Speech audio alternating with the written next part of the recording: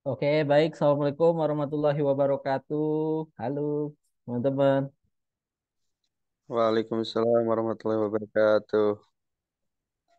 Sehat, Mas Alvindi? Kok kameranya nggak dinyalain?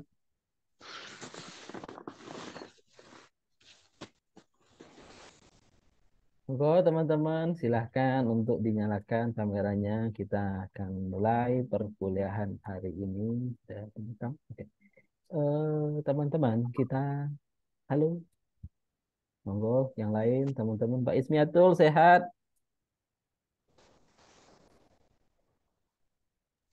Siap, Alhamdulillah. Alhamdulillah. Dari mana ini berjas-jas? Deklarasi Ganjar Pranowo kah ini?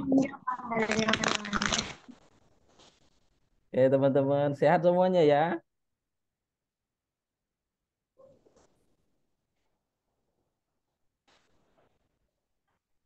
Oke, baik. Bismillahirrahmanirrahim.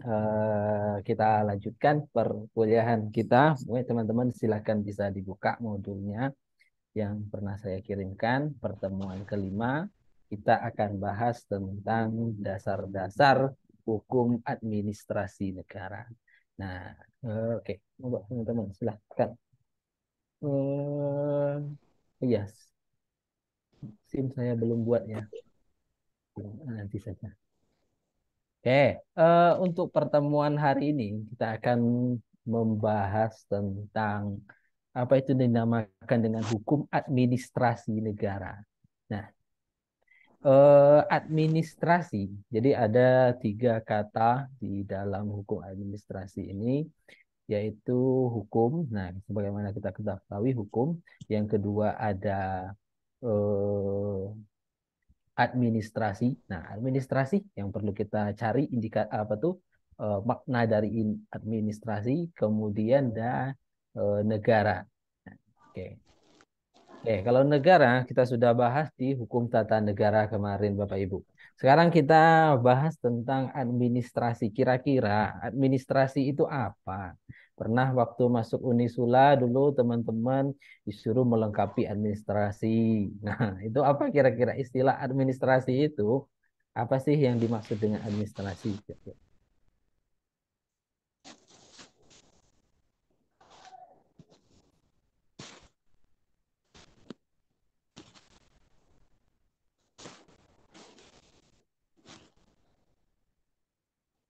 Monggo silakan. Yang bisa menyampaikan pendapat terkala dengan administrasi atau juga administrasi negara atau administrasi publik.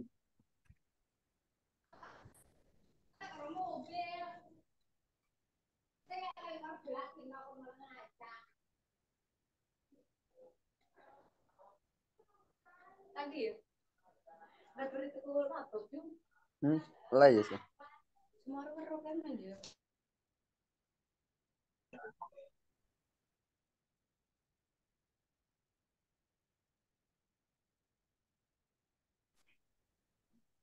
Silakan. Ada yang pengen mer, apa berpendapat tentang administrasi negara? Terus kalau saya tanyakan, apa sih yang dimaksud dengan kajian ilmu atau kajian apa sih maksud dari administrasi negara? Jadi silahkan teman-teman.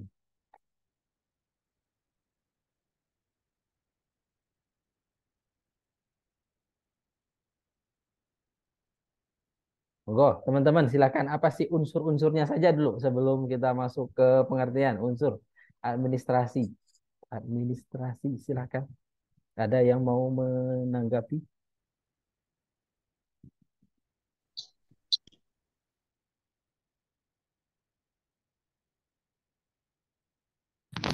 Manajemen, Pak, salah satunya. Mbak Nova menambahkan dengan manajemen. Boleh, manajemen itu suatu pengaturan kebijakan. Oke, bagus. Satu, kita catat manajemen atau pengaturan kebijakan. Nah, siapa yang melakukan manajemen kebijakan tadi? Atau pengaturan kebijakan tadi? Itu unsur yang kedua. Unsur pertama sudah betul. Yang kedua, unsur kedua, siapa yang melakukan? Para Gimana? aparatur negara, Pak. Aparatur negara atau pemerintah negara, aparatur negara. Bagus, Mas Fahri, bagus. Jadi ada manajemen, ada aparatur negara. Terus apa sih tujuannya? Tujuannya apa? Kan gitu ya. Yang ingin dicapai dari manajemen, yang ingin dicapai oleh aparatur negara, apa sih manfaatnya? Kira-kira ada yang pengen menambahkan? Nanti kita gabungkan tiga unsur tadi menjadi suatu pengertian, bisa. Efektivitas bisa nggak? Efektivitas, terus efisiensi. Bisa, Pak, untuk Oh, mencapai apa efisiensi atau tujuan dari suatu negara tersebut. oke. Jadi tadi ada dua pendapat dari Mbak Nova, Mas Fahri, terus ada tujuannya itu efisiensi. Nah, kita gabungkan ya, kita coba. Jadi secara umum kalau kita tafsirkan manajemen tadi administrasi negara merupakan suatu pengaturan kebijakan, nah, ya pengaturan kebijakan yang dilakukan oleh pemerintah atau aparatur negara supaya apa tujuan negara bisa tercapai dengan efektif dan efisiensi. Nah, bisa seperti itu kalau kita tafsirkan ya dari pendapat dari teman-teman tadi. Nah, secara umum memang seperti itu pengertian dari administrasi negara, yaitu ada suatu kebijakan, kebijakan tersebut yang dilaksanakan oleh aparatur negara. Nah, aparatur negara tersebut untuk mencapai tujuan negara. Tujuan negara ya, mencapai tujuan dengan cara yang lebih efektif dan efisiensi. Oke, bagus teman-teman. Terus, nah, oke itu ya istilah dari administrasi negara. Nah, kita lanjutkan ke poin 4.4 tentang istilah dan pengertian hukum. Nah, ini ada tambahan hukum administrasi negara. Yang kita bahas tadi yaitu seputar administrasi negaranya saja. Sekarang kita bahas terkait tentang hukum administrasi negara. Hukum administrasi negara itu adalah apa? Nah, kalau kita lihat di modul ada tiga arti dalam memberikan pengertian hukum administrasi negara, yaitu pendapat yang pertama yaitu sebagai aparatur negara, sebagai aparatur pemerintah, atau sebagai institusi. Oke, saya tampilkan mungkin teman-teman kebingungan.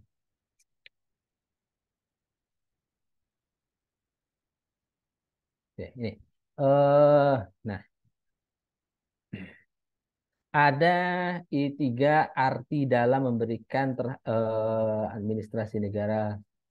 Nah, pertama, sebagai aparatur negara, aparatur pemerintah, atau sebagai institusi politik kenegaraan. Artinya, meliputi organ-organ yang berada di bawah pemerintahan, mulai presiden, menteri, jenderal, sampai gubernur, bupati, dan sebagainya. Nah, itu aparatur negara. Yang kedua, fungsi atau efektivitas. Nah, yaitu kegiatan pemerintah. Artinya kegiatan mengurus kepentingan ketatanegaraan tadi. Terus sebagai proses teknik pelaksanaan undang-undang. Artinya meliputi segala tindakan aparatur negara dalam menyelenggarakan undang-undang. Baik Bapak Ibu. Nah itu pengertian dari administrasi negara, hukum administrasi negara. Nah, kita kemarin sudah belajar terkait tentang juga apa itu namanya hukum tata negara. Nah, kita mempelajari hukum tata negara itu adalah mempelajari negara sedang diam. Artinya mempelajari kesatuan organisasi, segala bentuk pembentukan lembaga-lembaga negara dan hubungan antar lembaga negara tadi. Misal, yang dipelajari di tata negara, unsur-unsur dalam kelembagaan kepolisian, terus hubungan kepolisian dengan TNI, terus bagaimana apa tuh pengangkatan anggota TNI, pengangkatan Kapolri ke polisi kepala kepolisian Republik Indonesia. Nah, itu yang kita pelajari dalam hukum tata negara.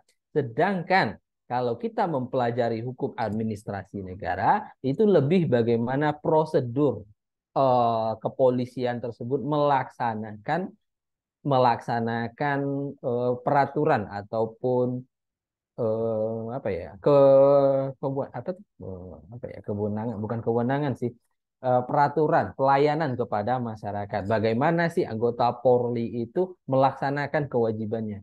Nah, yang diatur di dalam hukum administrasi negara ini yaitu misalkan prosedur pembuatan SIM, prosedur penerimaan apa tuh namanya tuh penerimaan perkara atau penangkapan, penahanan dan jemputan. Nah, itu dimasuk dalam administrasi negara dan prosedur juga yang lain-lain. Nah, terkait dengan prosedur. Nah, yang di prosedur yang mana? Prosedur tersebut diatur di dalam namanya suatu kebijakan yang dibuat oleh Kepolisian Republik Indonesia itu sendiri. Nah, itu ya perbedaan yang signifikan yang jelas antara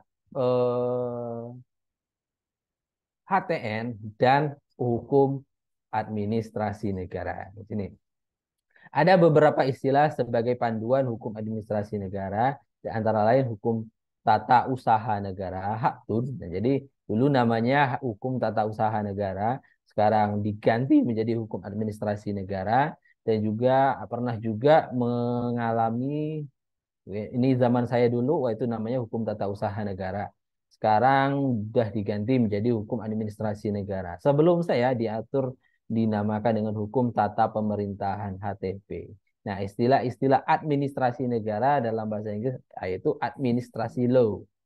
Dan dalam bahasa Belanda jadi administrasi recht. Itu menurut Oppenheim, Han itu mengatur negara dalam keadaan bergerak. Artinya hukum administrasi negara itu mengatur negara itu dalam keadaan bergerak, sedangkan HTN itu mengatur dalam keadaan diam. Ini yang saya sampaikan tadi. Bergerak artinya lembaga negara itu bagaimana sih memberikan pelayanan publik. Nah, itu dinamakan bergerak. Sedangkan HTN bagaimana sih pembentukan organisasi-organisasi dari lembaga negara tersebut. Oke. Nah, dari perbedaan apa itu namanya itu hukum tata negara secara bergerak dan diam ini berbeda juga sumber hukumnya nanti teman-teman. Kalau di dalam hukum administrasi negara sumber hukumnya itu yaitu perbuatan pemerintah, penetapan pemerintah, terus norma jabatan dan legislasi semua. Ada dua ini salah ya. Jadi ada tiga sumber hukum.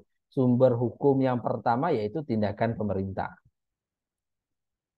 Nah ini sumber hukum dari administrasi negara yaitu perbuatan pemerintah. Nah, perbuatan itu kegiatan administrasi yang dilakukan oleh pemerintah itu sendiri.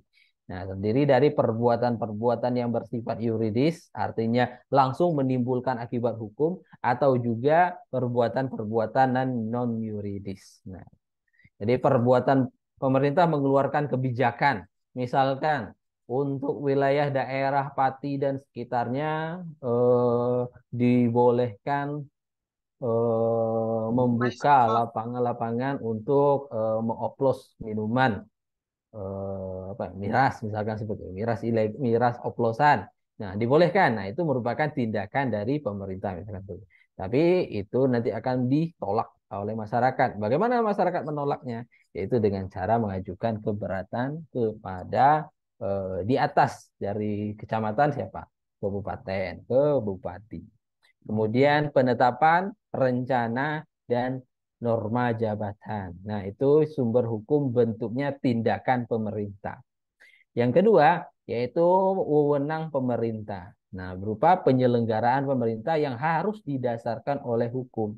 Oleh karena itu, setiap jabatan administrasi negara dalam bertindak ataupun menjalankan tugasnya harus didasari suatu yang berwenang yang sah diberikan oleh peraturan perundang-undangan. Dengan kata lain bahwa kewenangan dari pejabat administrasi negara harus berlandasan pada aturan hukum. Nah, kewenangan kewenangan dalam menyalakan pemerintahnya dia adalah mengikuti hak untuk suatu urusan pemerintah dalam waktu sempit dan hak untuk secara nyata mempengaruhi keputusan yang akan diambil oleh instansi pemerintah lainnya.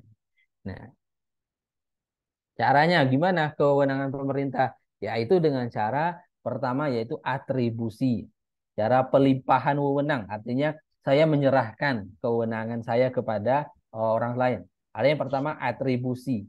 Atribusi yaitu pemberian wewenang pemerintah yang baru kepada suatu peraturan perundangan produk legislatif untuk melaksanakan pemerintah secara penuh. Yaitu pemberian wewenang pemerintahan yang baru oleh suatu peraturan perundang-undangan. Nah, itu dinamakan dengan atribusi. Sedangkan delegasi yaitu suatu pelimpahan wewenang yang telah ada berasal dari atribusi atau pejabat administrasi negara yang tidak secara penuh. Delegasi artinya gini. Kalau atribusi itu apa ya namanya? Misalkan kalau atribusi saat ini presidennya Jokowi. Kemudian dilimpahkan lagi nanti kepada presidennya misalkan Pak Anies. Nah, misalkan seperti ya. Misalkan. Nah, jadi ada pelimpahan wewenang.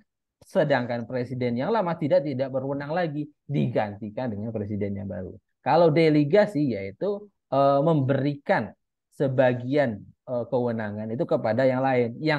Yang misalkan Pak Presiden melimpahkan wewenangnya kepada Gubernur Jawa Tengah. Nah, Cheers. pelimpahan wewenang tersebut bisa tetap berjalan. Nah, bisa tetap berjalan. Pak Jokowi tetap bisa memberikan wewenang, mendapatkan wewenang. Kemudian ada mandat. Nah, mandat yaitu memberikan tugas kepada pemberi mandat. Misalkan menteri, mandataris. Nah, mandat ini untuk beberapa tugas. Dan sifatnya itu temporer dan tidak apa ya namanya itu tidak berlama-lama. Oke, di dalam sampai di sini ada pertanyaan. Teman-teman silakan. Ragi juga. Oke, sampai di sini ada pertanyaan teman-teman.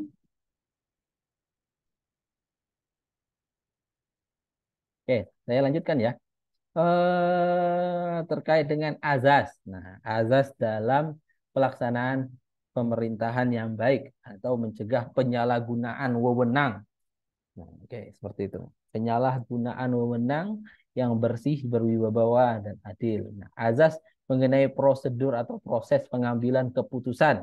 Ada pertama mengenai azas pengambilan keputusan bahwa orang-orang yang mengikuti atau ikut menentukan dapat terpengaruh dan tidak boleh mempunyai kepentingan pribadi.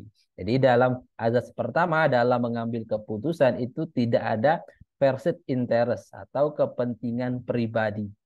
Nah, misalkan saya jadi presiden.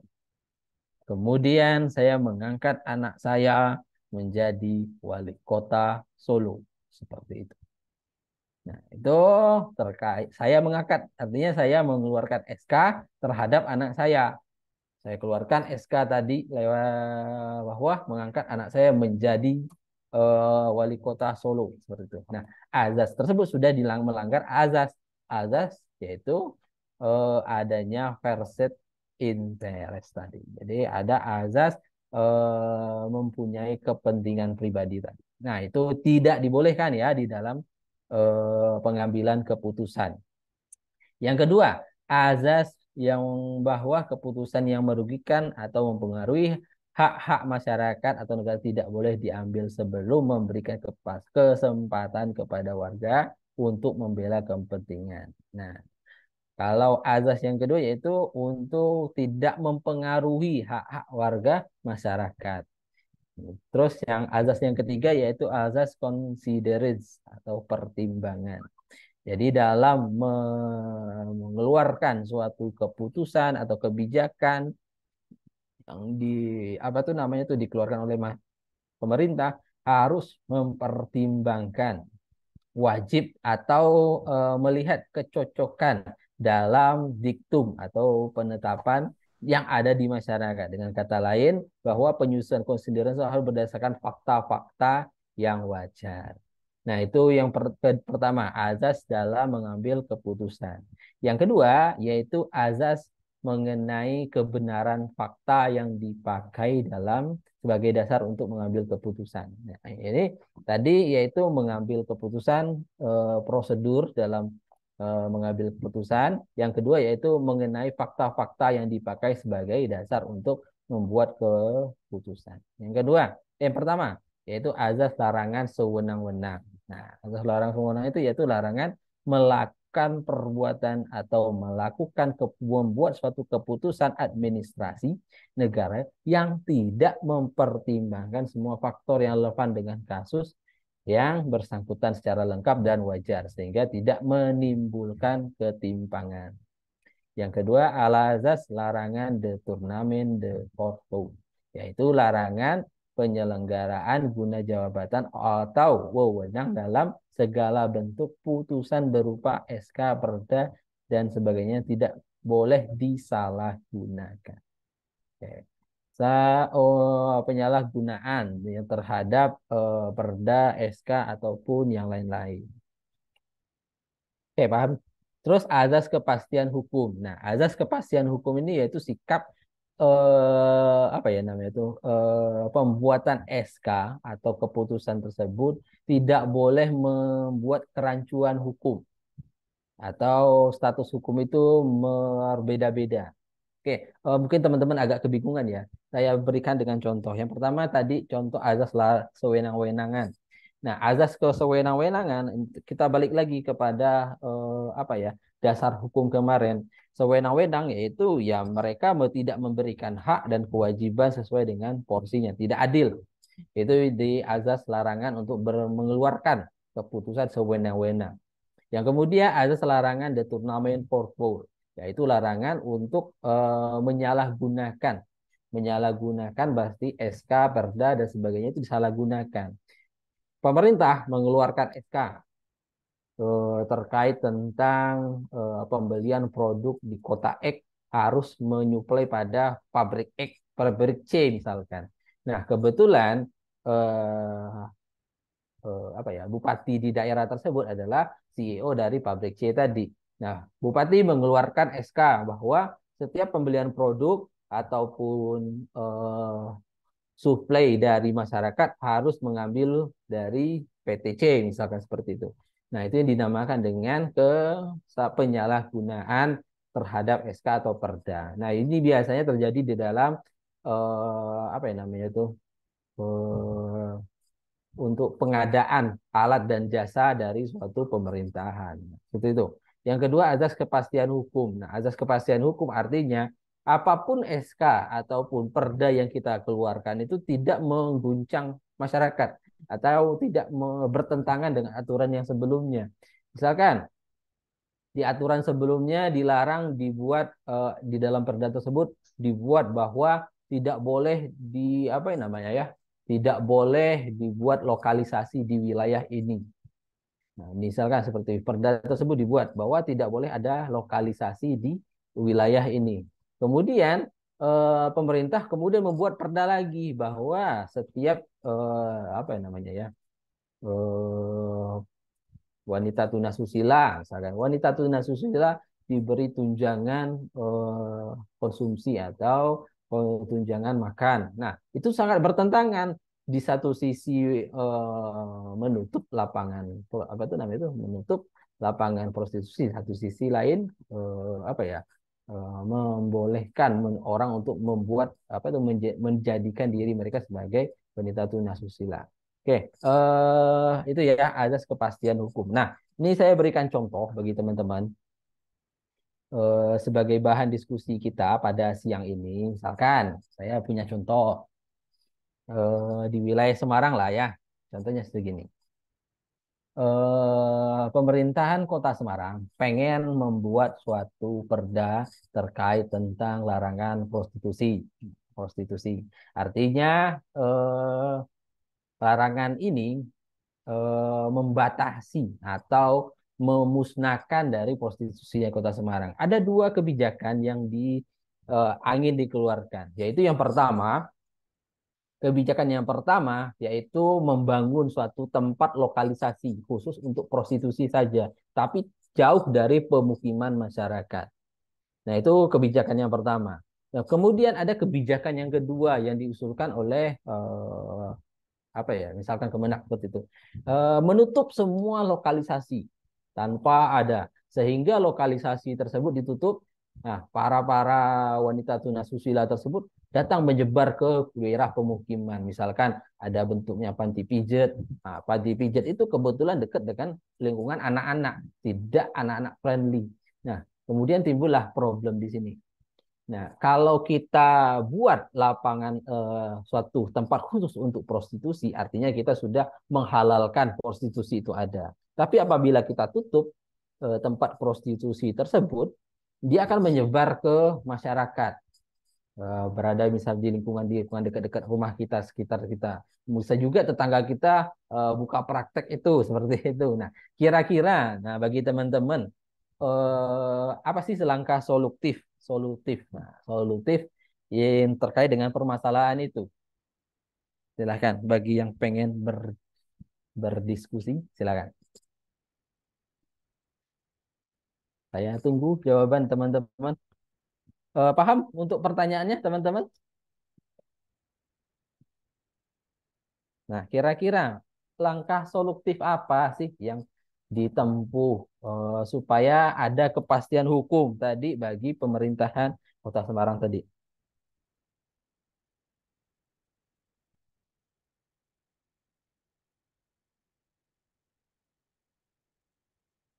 Silakan yang punya pendapat. Saya pendapat ini nggak ada yang salah ya.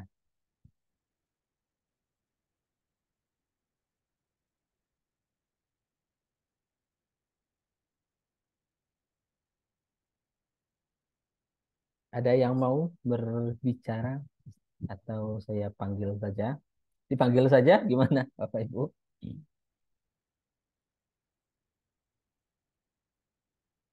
Sebelumnya saya buatkan SIM dulu.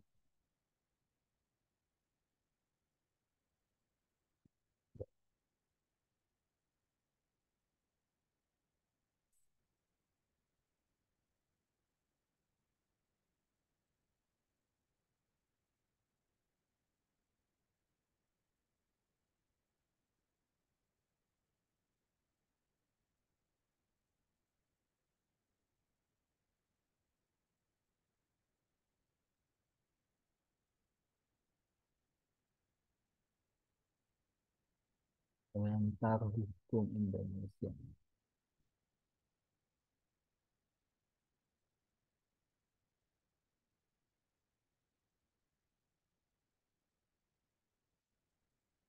Pertemuan kelima.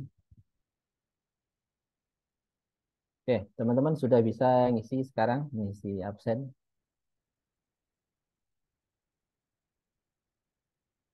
Monggo silakan, ada yang pengen berpendapat, bercerita-cerita, bagaimana sih solutifnya?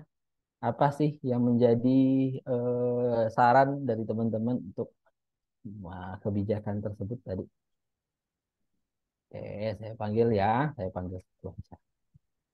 Mas Mahmad, ah, Ahmad, Mas Ahmad hadir. Hadir, Pak. Hadir, Nah, Pak. Mas Ahmad, monggo dinyalain kameranya Mas Ahmad. Lagi tidur boten. Ahmad Sinten nih. Ahmad siapa ini, Pak? Nih, Ahmad ini kelihatan. Hadir, Pak. Nah, Mas Ahmad, ya. Mana Mas Ahmad nih? Hadir, Pak.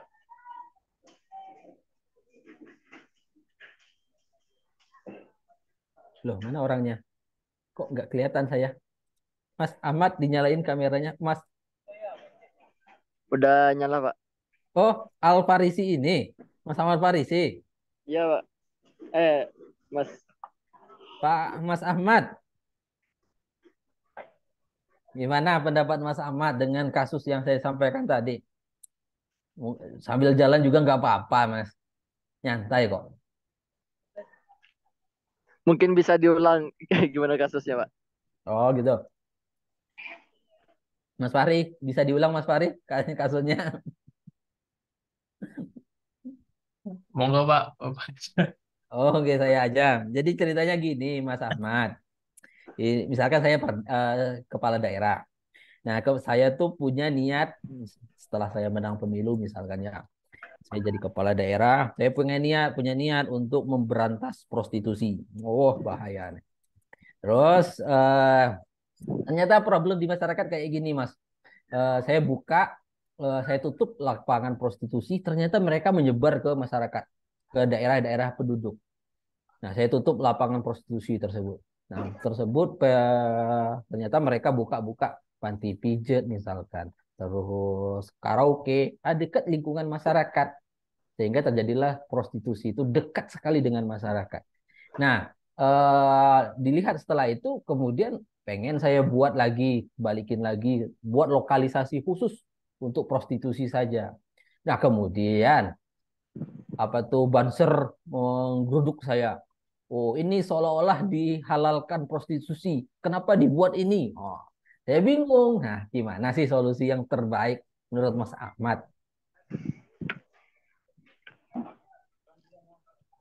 supaya perda kita tadi itu tidak apa itu namanya itu tidak apa itu dia azas azas kepastian hukum tadi. Nah, pasti hukum tadi nggak bolak-balik tadi tutup buka gitu.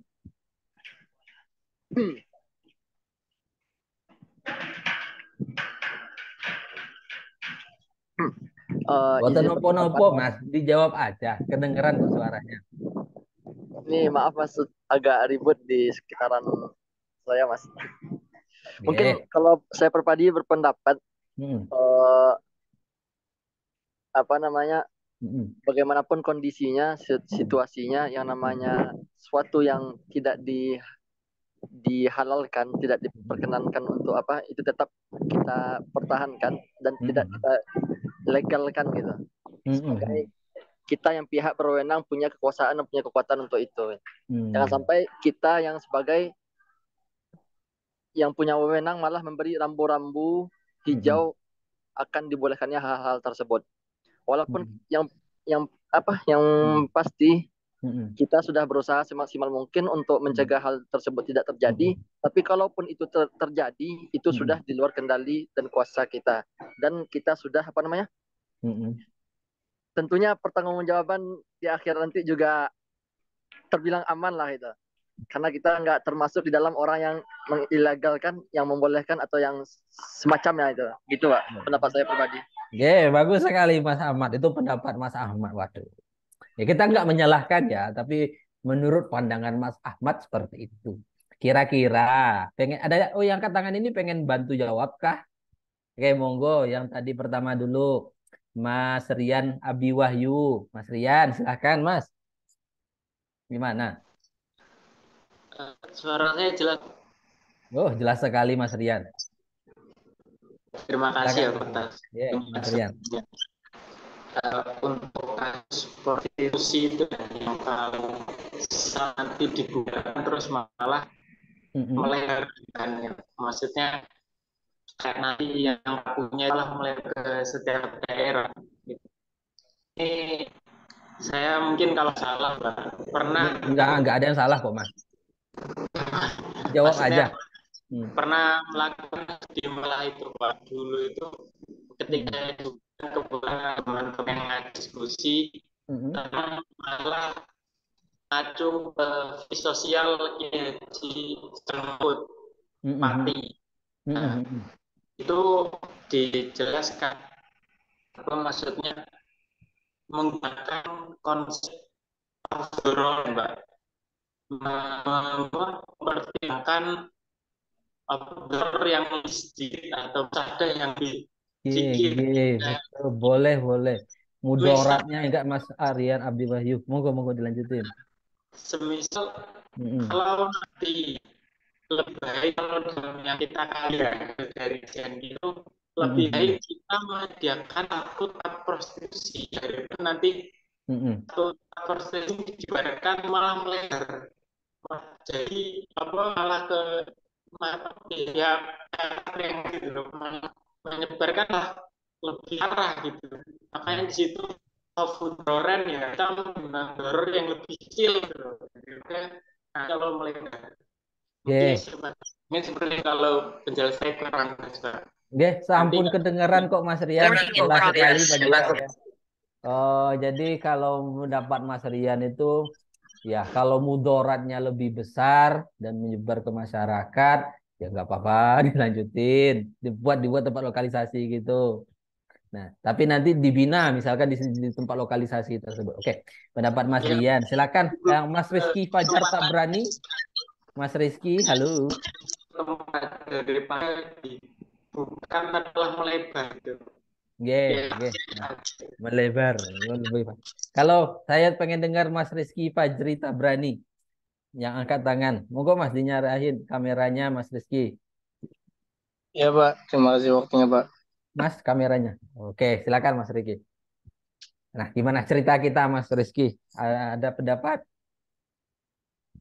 Mungkin nggak beda jauh sama yang disampaikan Mas Rian. Mm-mm. Adanya satu lokasi itu kan sebenarnya juga kalau mau tahu kan pemerintah juga ada andil dalam situ kan. Mm-mm. Yang Mm-mm. seperti di spill Bapak tadi, Mm-mm. justru pemerintah sendiri yang membuat lokasi tersebut, lokasi Mm-mm. prostitusi tersebut. Mm-mm. Itu dengan tujuan Mm-mm. meminimalisir. Karena kalau tidak ada lokasi Mm-mm. yang pasti, tidak ada satu Mm-mm. lokasi Mm-mm. akan tersebar. Mm-mm. Entah itu nanti dalam segi seks bebasnya, Mm-mm. penyakitnya, itu lebih tidak bisa dikontrol oleh pemerintah nantinya. Mm-mm. Bahkan Mm-mm. kalau ditempatkan, ada Mm-mm. tempat prostitusi kan nggak sembarang orang bisa masuk. Mm-mm. Ada Mm-mm. penjaganya. Mm-mm. Entah itu di bawah umur nggak boleh masuk. Nah, kalau tidak ada tempat itu kan nggak bisa dikontrol, Pak. Eh, di bawah umur melakukan seks bebas Mm-mm. itu tidak menutup kemungkinan gitu. Mm-mm. Adanya kalau lokasi tersebut ditutup. Tapi harus dipertimbangkan juga Mm-mm. seperti yang Bapak bilang tadi, Mm-mm. pembelajaran ataupun edukasi terhadap masyarakat Mm-mm. tentang seks bebas tersebut. Oh. Dan kalau Mm. misalnya dimintai solusi, bagi saya pribadi, Mm. solusi terbaiknya adalah mensejahterakan masyarakat sekitar. Karena tujuan utama orang melakukan hal tersebut adalah uang, Pak. Mm-mm. Jadi harus banyak-banyak, kalau secara pribadi masing-masing, banyak-banyak sedekah, banyak-banyak zakat, bagi-bagi uang gitu lah. Pokoknya harus kaya dulu, Pak, nomor satu, Pak. Terima kasih, Pak. Oke. Wow, makasih Mas Mas Rizky. Kalau Mas Muhammad Arsul R Raid,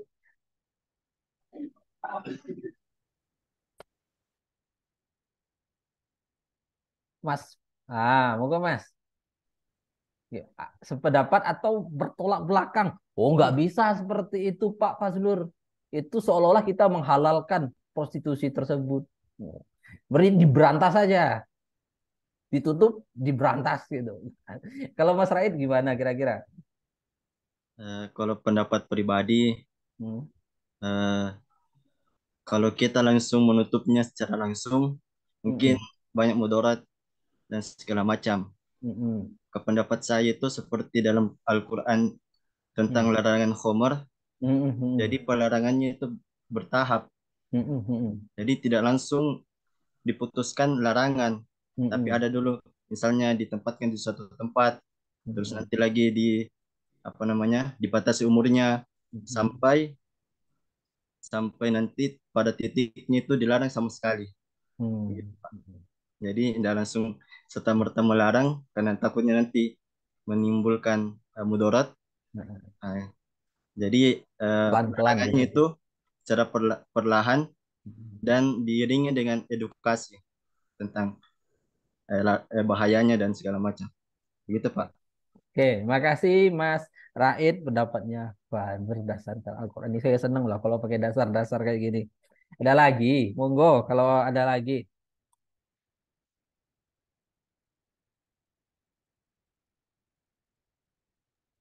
Ya, Pak. Oh, Mas Anwar Jelani, silahkan.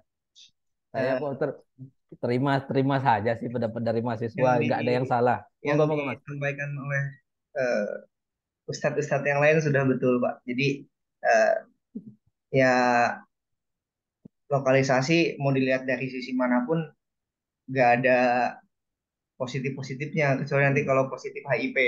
Ya, positif, betul. Cuman lokalisasi ini mungkin bentuk controlling dari pemerintah untuk memantau ya tadi seperti yang disampaikan oleh teman-teman.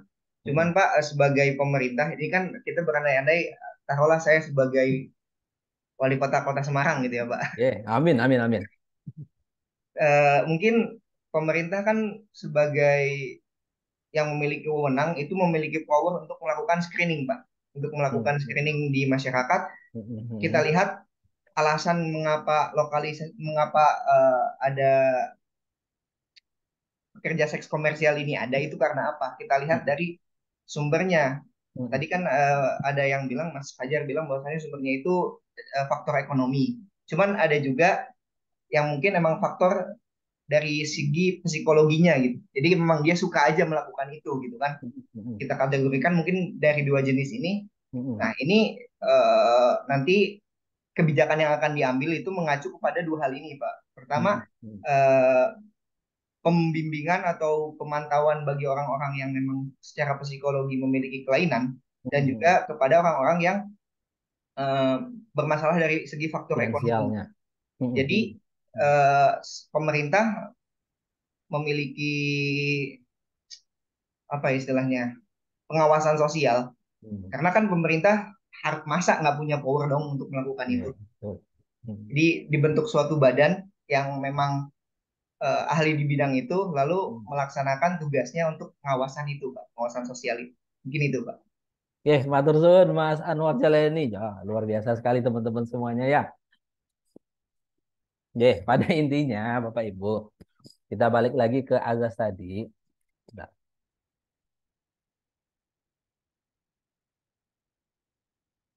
ke azas dari pembentukan kebijakan atau azas, bentar, mana saya tampilkan dulu.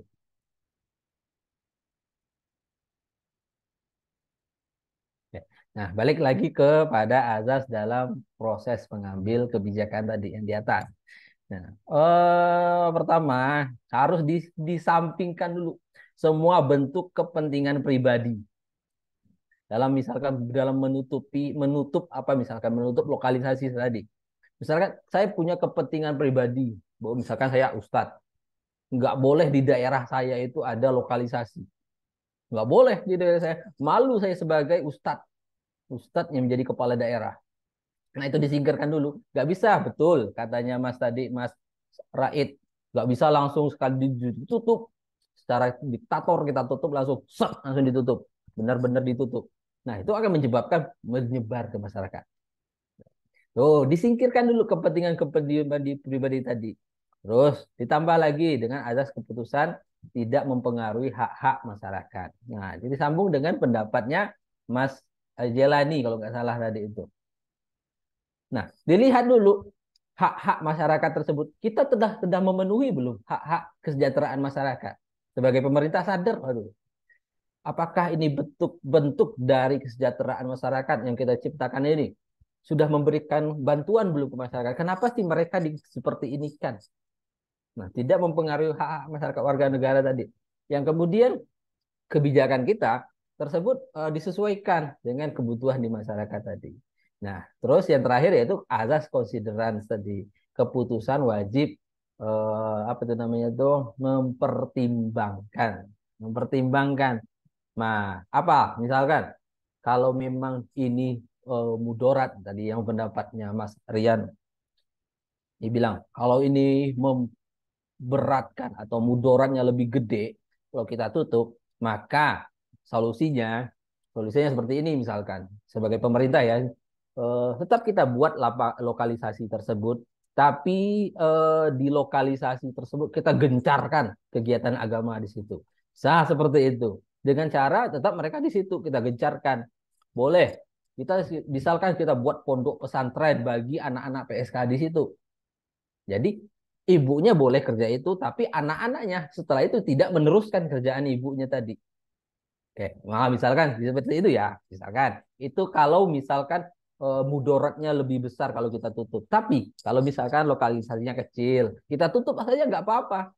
Kita tutup, tapi kita beri pembinaan kepada yang teman-teman di lokalisasi tadi. Tergantung dengan pertimbangannya. Jadi jawabannya tidak ada yang betul, yang salah. Tapi bagaimana sih kita memproses, membuat suatu keputusan. Oke, gitu ya, Bapak-bapak, Ibu-ibu, teman-teman sekalian, terkait dengan kepastian hukum. Jadi dipastikan hukum tidak semata-mata menutup saja, dipastikan.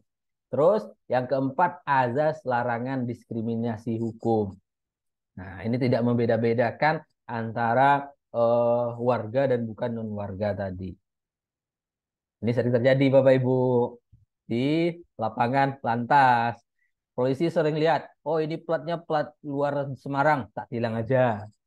Ini platnya bukan dari Semarang, oh ditilang. Nah, itu biasanya terjadi diskriminasi itu. Kalau lihat platnya Semarang, terus kelihatan pajaknya nggak lengkap, pajaknya belum bayar, nggak ditilang, disuruh terus. Tapi pas dilihat plat Sumatera Barat, oh ditilang. Seperti itu. Nah, itu diskriminasi dalam hukum. Terus azas batal karena kecerobohan. Jadi apabila pemerintah itu ceroboh dalam apa ya namanya ya, ceroboh dalam mengeluarkan suatu kebijakan, maka secara otomatis itu batal. Nah, itu azas-azas umum dalam pemerintahan yang baik. Nah, ini ada beberapa azas yang juga sama disampaikan oleh Churchill de Roy, yaitu azas kepastian hukum, keseimbangan, kesamaan, bertindak cermat, motivasi, dan larangan mencampur adukan kewenangan. Seperti itu. Azas kejujuran dalam bertindak, azas penghargaan, penilaian, dan azas-azas perlindungan terhadap pandangan hidup. Oke, nah itu ya terkait dengan azas-azas yang ada di dalam pemerintahan yang baik. Jadi teman-teman sudah itu secara umum kulit-kulit dari hukum administrasi negara tadi. Bagaimana sih kita membentuk suatu kebijakan, mengeluarkan kebijakan. Nah itu dinamakan dengan administrasi negara dan melaksanakan kebijakan tersebut. Lain halnya, misalkan kita mengeluarkan perda itu dinamakan dengan administrasi negara. Tetapi bagaimana kita memilih calon anggota, misalkan calon anggota DPRD, kita memilih calon bupati. Nah itu masuk ke dalam tata negara. Tapi bagaimana bupati tersebut melaksanakan kewajiban, melaksanakan apa ya namanya istilahnya itu, melaksanakan kewenangan yang mereka buat. Nah itu dinamakan dengan administrasi negara. Oke, sampai di sini teman-teman. Kalau ada yang ingin ditanyakan, silahkan. Saya yakin teman-teman belum pada makan siang semua. Izin bertanya, Pak. Silakan Mas Fahri, silakan. Monggo. Tadi kan ada namanya asas batal karena kecerobohan ya, Pak. Untuk menurut Bapak, selama beberapa puluh tahun negara Indonesia ini merdeka ini ada nggak aturan atau surat ya pokoknya peraturan daerah atau peraturan negara itu yang batal karena kecerobohan, Pak? Ya. Bagus sekali pertanyaannya. Ini nanti teman-teman kalau untuk secara umum, kalau peraturan perundang-undangan itu masuk ke dalam misalkan undang-undang tersebut bertentangan langsung dengan undang-undang dasar. Nah, itu masuk ke tata negara. Tapi kalau misalkan keputusan yang dikeluarkan oleh pemerintah itu sering terjadi kecerobohan. Misal dalam pengangkatan PNS. Nah, aturannya dia diangkat di tahun 2023. Tapi karena ada kecerobohan, misalkan kehilafan, dia tidak jadi diangkat di tahun itu, ditahan angkat tahun berikutnya. Itu yang sering terjadi. Yang kedua terkait dengan SK pemecatan. Nah, itu juga sering terjadi kehilafan. Nah, bagaimana nanti SK pemecatan tersebut apa namanya istilahnya itu diperjuangkan. Nah, bisa dilaporkan terlebih dahulu ke atasan dari yang mengeluarkan kebijakan tadi. Apa betul ini dikeluarkan karena saya memang ingin dipecat? Nah, misalnya seperti itu. Terus terkait dengan beberapa keputusan-keputusan lain yang sering dikeluarkan. Nah, seperti itu Mas Fahri. Ada beberapa sering sih terjadi. Nanti Mas Fahri datang ke PT UN. Nah, misalkan ada PT UN di wilayah Mas Fahri. Lihat saja. Oh, ini masalahnya masalah pemecatan. PNS yang dipecat. Terus bisa juga dosen yang tidak dikasih jadwal mengajar. Nah, bisa juga seperti itu. Nah, itu kan bisa juga terkait dengan SK tadi. SK yang dikeluarkan oleh kebijakan, pembuat kebijakan tadi, Mas Fahri. Cukup, Mas Fahri? Cukup, Pak. Oke, teman-teman yang lain silakan sebelum kita. Satu lagi, Pak. Silakan, Mas Fahri. Tadi kan banyak asas yang sudah dijelaskan ya, Pak. Ada sekitar 1, 2, 3, 4, 5, ada sekitar 5. Hmm. Kemudian apa namanya? Ada juga yang asas pelaksanaan kan ada banyak juga itu, Pak. Nah, itu apakah setiap keluarnya SK atau aturan daerah itu kadang kan biasanya di awal itu ada eh, kayak landasannya apa gitu, Pak. Kemudian Betul. aturan yang apa? Undang-undang yang Considerance atau pijakannya itu. Nah, itu apakah untuk memberikan, maksudnya untuk memberitahu kalau ini tuh udah sesuai asas-asas yang ada gitu, Pak. Aturan daerah keluar, ada aturan daerah yang keluar itu, Pak, gitu. Saya contohkan ya. Kita lihat undang-undang, contoh undang-undang. Perda.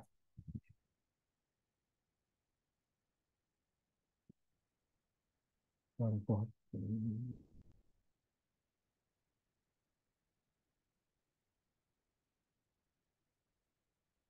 Dan Perda nomor 1 tahun 2018. Tentang perda apa ini?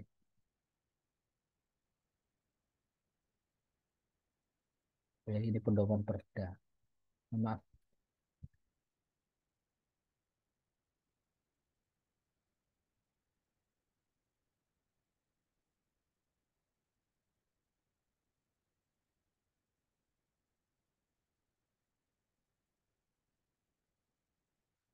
Misalkan terkait tentang perda penanaman modal.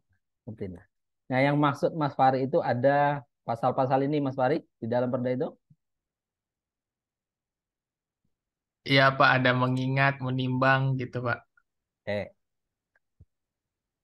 Oke, sebenarnya ini di hukum tata negara ya. Di apa ya namanya itu lebih expert lagi setelah hukum ini. Tapi saya nggak mau jelaskan. Dalam pembentukan peraturan perundang-undangan, Bapak Ibu, nggak bisa langsung ke sini, langsung ke pasal sini, langsung ke pasal sini, pasal 1. Bukan. Nah, ini langsung ke pasal 1. Daerah adalah Kota Semarang. Pemerintah daerah nggak bisa seperti itu. Apa sih yang melandasi kita dalam pembuatan badan undang-undang ini? Nah, ini dinamakan dengan badan undang-undang. Yang di atas ini dinamakan dengan considerance-nya. Considerance itu artinya ada alasan. Alasan kenapa undang-undang ini harus diterbitkan seperti itu, Mas Farid. Nah, ada alasan pertama. Alasan yang pertama yaitu alasan menimbang. Alasan menimbang itu ya didasari karena apa ya misalnya problematika latar belakang di masyarakat. Nah, di sini ada karena latar belakang itu bahwa air minum itu harus dikuasai oleh negara dan dikuasai oleh negara supaya tidak dikuasai swasta.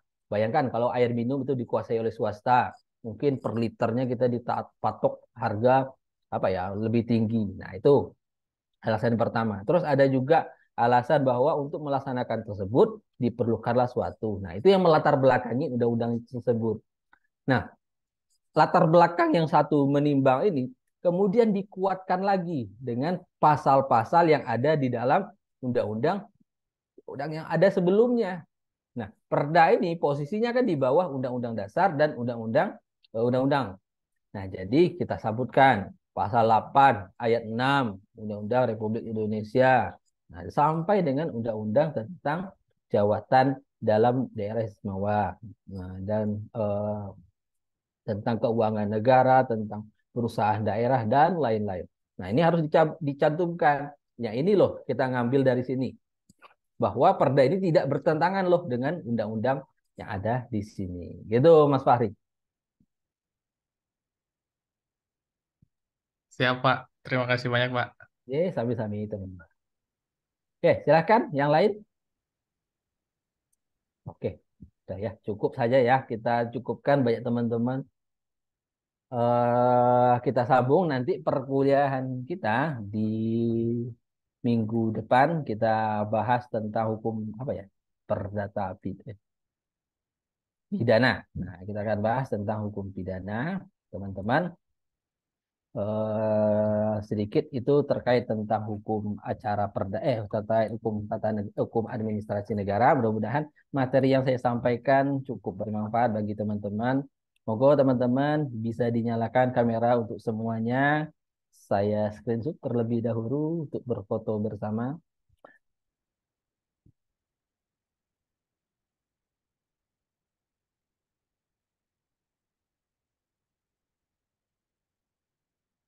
Oke, baik. 1, 2, 3. Oke, terima kasih Bapak Ibu, teman-teman sekalian. Sukses selalu di rumahnya. Jangan lupa ini sudah jam 2, yang belum makan silakan makan. Yang habis Jumat tadi langsung ikutin kuliah, ya zolim sekali kayaknya. Oke, baik. Saya akhiri pertemuan hari ini dengan bacaan hamdalah. Alhamdulillah. Amin. Assalamualaikum warahmatullahi wabarakatuh. Selalu ya teman-teman. Ya Pak. Selamat makan siang Pak. Yeah.